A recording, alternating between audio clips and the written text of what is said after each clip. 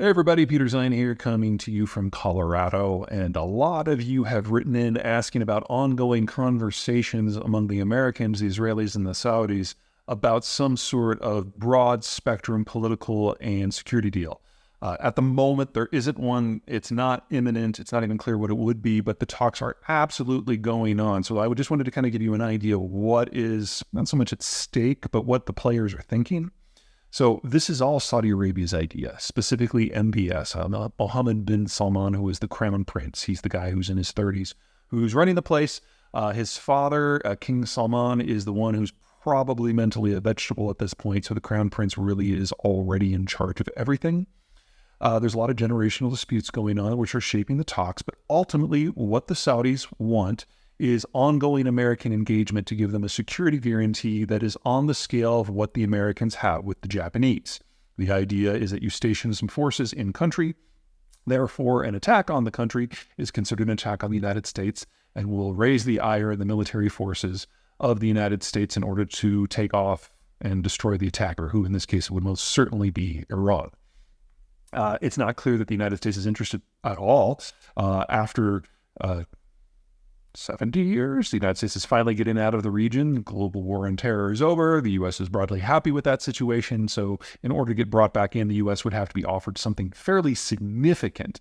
And what the Saudis are offering is normalization of relations with Israel. And it's not that that's not interesting, but that's just not anywhere near enough to justify the United States putting its soldiers in harm's way and baiting Iran into a war. In addition, the Saudis are thinking that just the honor of having military forces in Saudi Arabia would be so high that the Palestinians could get tossed in as a side benefit, with Israel being forced to recognize some sort of shift in authority when it comes to things like the West Bank. This is a long shot. The United States is largely done with the region, and the Saudis are basically etching out a position where most other players are the ones who have to give something just for the honor of having a deal with Saudi Arabia. It screams of Saudi arrogance, specifically by Crown Prince MBS himself.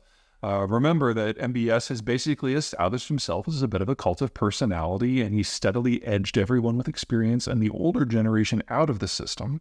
The talks are being managed by, I believe, one of his brothers, but this is Saudi Arabia, and he has like 1 billion brothers, so that doesn't necessarily mean anything. In fact, it means that if the talks go sideways, he can always execute his brother and just move on as if nothing happened. So I don't have particularly high hopes that this will happen, but it is interesting from a few points of view because it shows how insecure the Saudis are as the Americans are pulling back from the region.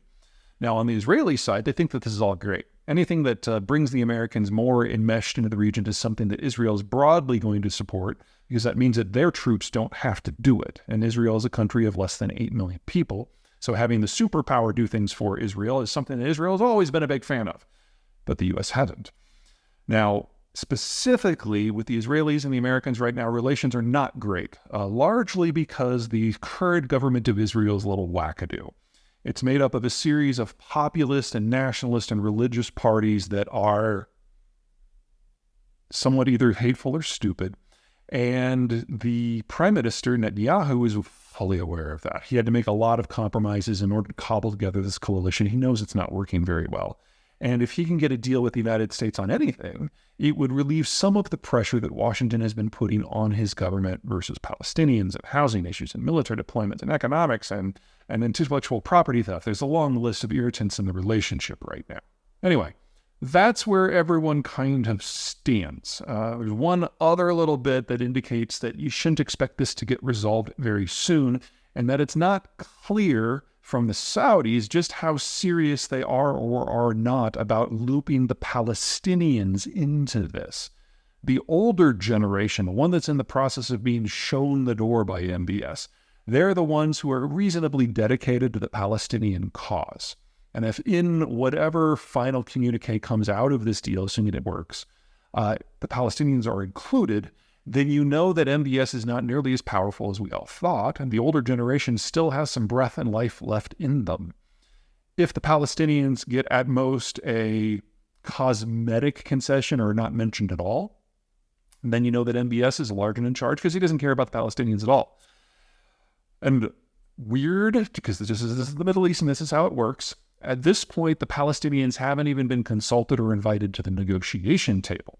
which is ironically how you know that this may be a serious series of talks. All right, that's it.